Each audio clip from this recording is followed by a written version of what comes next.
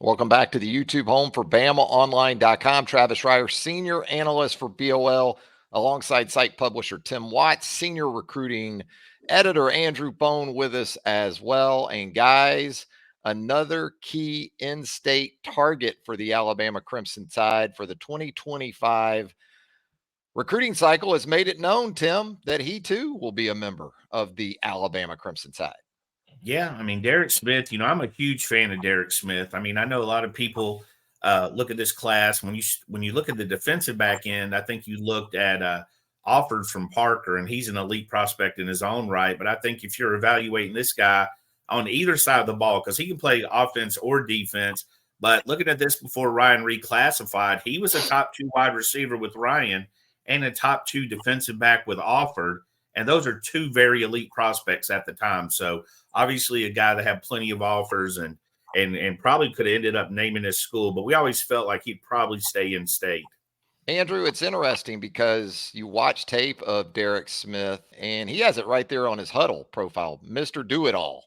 And it looks that way when you watch tape of this guy. And I think even according to our network On3, he's listed as a safety, which speaks to his versatility at the high school level. But just a dynamic playmaker, it looks like, and 4 stars again as a safety prospect, but looking like he could be an offensive weapon. Derick Smith, one of the best overall athletes in the country, as you mentioned. I mean, you watch his film and be extremely explosive. Got excellent speed, amazing ball skills. I mean, like Tim said, I mean, he can play on either side of the ball. And we've seen a lot of really good athletes that have come to Alabama through the years, and obviously a lot of those guys were recruited by Nick Saban, whether it was our Darius Stewart, Cyrus Jones, Trevon Diggs. These were all guys that were recruited as athletes. And once they got on campus, they kind of figured it out that these were going to be the positions where they were going to be able to shine. And I think that's probably the same with Derick Smith. Now, Derick may have it in his head. Alabama may have it in his head that they're going to play him at one position. But as of right now, I think they're pretty much open to letting him play wherever. But he is an outstanding athlete. Tim, tell me about the priority that Derick Smith must have with this staff in terms of the timing of this commitment, because we've heard from both you and Andrew on multiple occasions of how the process typically works for guys. You might get early offers, but then there, at least with Nick Saban and the previous staff, there was almost this validation period that came about in the summer via summer camps and things like that. But I guess in this particular case, this is a guy that warranted an early offer and the ability to commit pretty early on. Well, I think what helps him is Freddie Roach, who was recruiting him, and he's continuation. So it's not a brand new evaluation. He's able to sit down at the table with Nick Sheridan or Kalen DeBoer or Womack and telling him the pros and cons of this kid as a player, how in depth he's went, and what everybody else saw. But also, I mean, you look at the film, you know what I think? I mean, the film, I mean, a lot of guys, you're not going to question his size. You're not going to question his speed. The old BOL joke, you're not going to question whether he has skinny ankles or not. He's got skinny ankles. This guy can play football. So I think that definitely helped him. And what a huge win for Alabama. And Kalen DeBoer is having to, should I say, brick by brick? He's having to knock down brick by brick of people that he knows how to recruit, right? Yeah, it seems that way, Andrew. I just from what I could uncover and a little bit of research I did, it looked like Auburn felt like they were in a really good place for Derick Smith, right? Yeah, I mean, it even seemed that way, prior to Nick Saban's retirement. Auburn had been trending for Derick for a long time, even though Alabama was always in it. They were always in that top 2, top 3. He visited last summer, camped out. He was one of those guys that Alabama always had very high interest in, but it was always kind of a struggle to get him on campus. He visited a few times, but probably not as many as he did going down to Auburn. But one thing that we have continued to hear from different recruits over these last few weeks, especially during spring practice, is these kids are loving Coach DeBoer and this staff. We had one guy a couple days ago, or excuse me, here recently, Caleb Cunningham, 5-star wide receiver, that said he didn't want to leave campus. And he almost didn't have Alabama in his top 12 here recently. So this staff is really making a strong impression on these kids. We saw it around signing day when Ryan Williams signed. Noah Carter. I mean, this has been an impressive start to Coach DeBoer's recruiting era at Alabama. Tim, how do we look at this commitment of Derick Smith? If we're going to talk about positionally, is he an athlete from your viewpoint, especially at this stage in the process and not exactly knowing how you're going to fill other spots? I guess that's the luxury too of a guy like this. If you need him at wide receiver, ultimately you can play him there. If you want to play him at defensive back, you can do that as well. Yeah, I think when you look at guys like that, it raises their floor, because you've got, hey, it's crowded at wide receiver, we move you to DB. It's crowded at corner, we move you to safety. You know what I mean? You got so many options with a guy like that, and hey, you want guys that can play on both sides of the ball, right? We're still arguing where Jalen Mbakwe needs to be. You know what I mean? A lot of this, hey, and anybody thinks he should be on offense, I'm not going to argue with you. They This ain't guy wrong. could Yeah. absolutely be an offensive weapon. I think it comes down to preference. Some guys want to be on offense. Keenan Allen, he was a guy that wanted to play on offense, would have been a great safety. And then you got a Landon Collins type guy who probably could have been a college running back when you look at him. And you turn around and he wants to play on defense. And going as recently as Jalen Mbakwe, I have little doubt Ryan Williams could be a good cornerback. You know what I mean? A good cover guy. So, yeah, you get those guys, you put them somewhere, and the rest works itself out because they end up too good not to be on the field. So it seemed like, Andrew, just a week ago, we had fans that were gnashing teeth and wondering exactly when this recruiting class for 2025 would begin to take flight. But certainly from an in-state perspective, too, with Antonio Coleman previously flipping back to Alabama from Auburn. Now, as we move on, here comes another in-state prospect in Derick Smith. I'd say the tone maybe has changed a little bit as far as how this class is going to take shape. Yeah, I mean, just the how quickly they've been able to develop these relationships has been impressive, especially with the in-state kids. Antonio Coleman committed to our flip to Auburn back on December the 22nd. Derick Smith was considered an Auburn lean.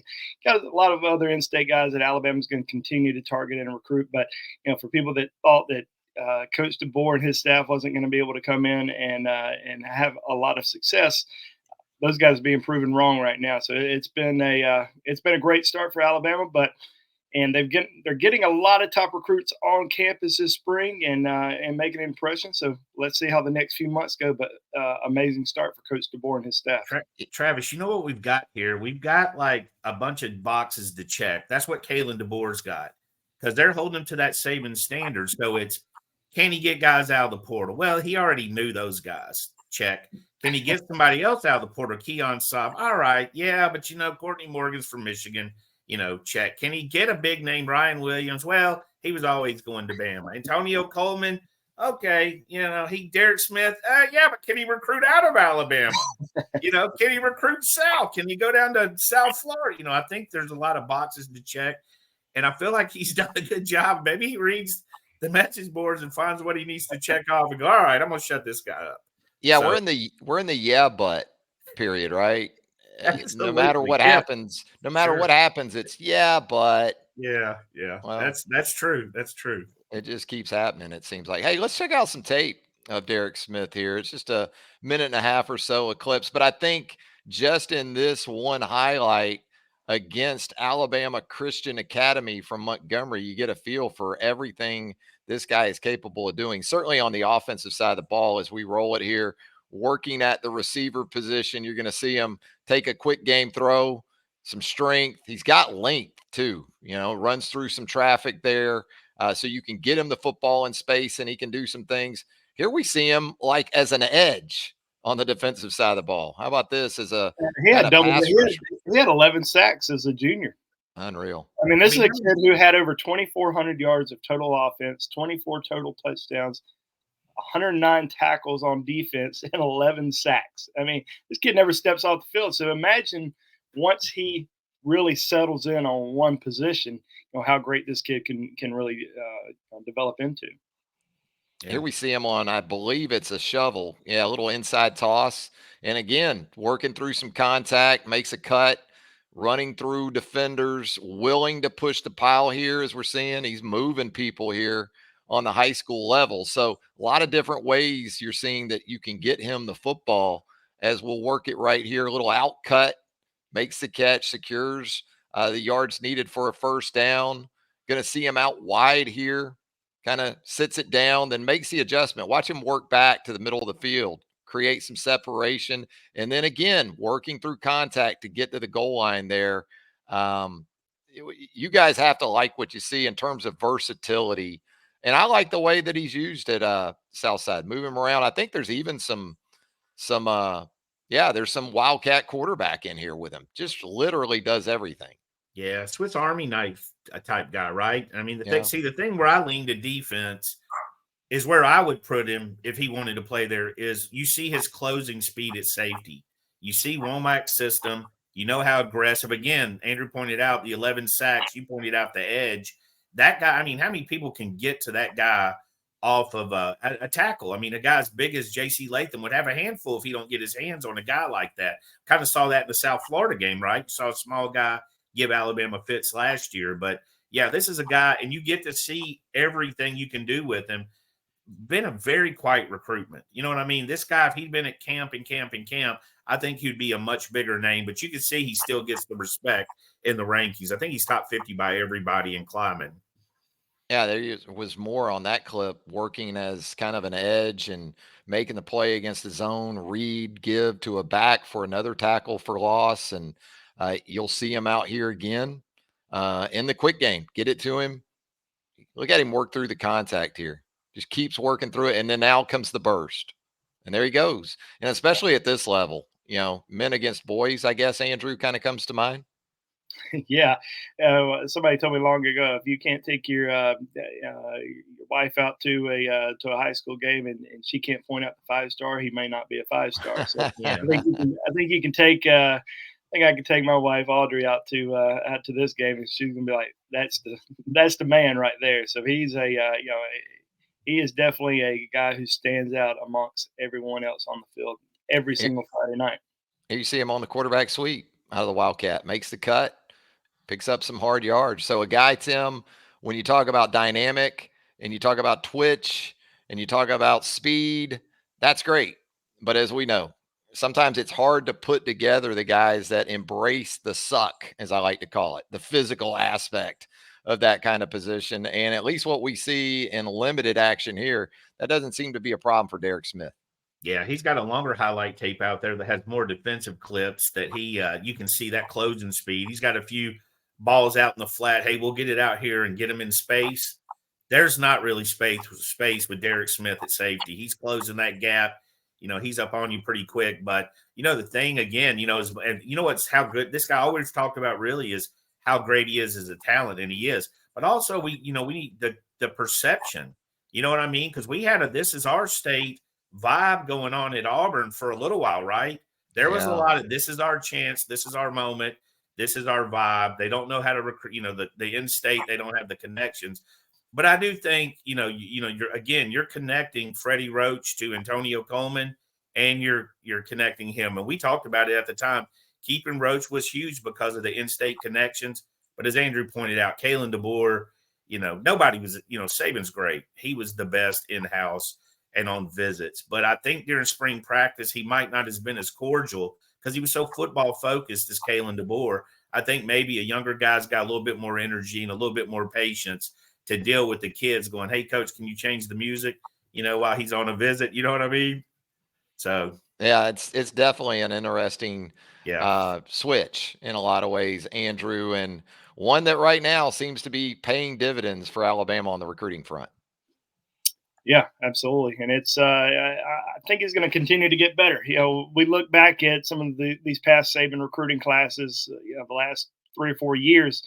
Alabama started out slow every single year, and there was 2-3 commitments max heading into May, and everybody was wondering what's going to happen, what's going to happen. But in the back of your mind, you're not really too concerned because it's Nick Saban, it's Alabama.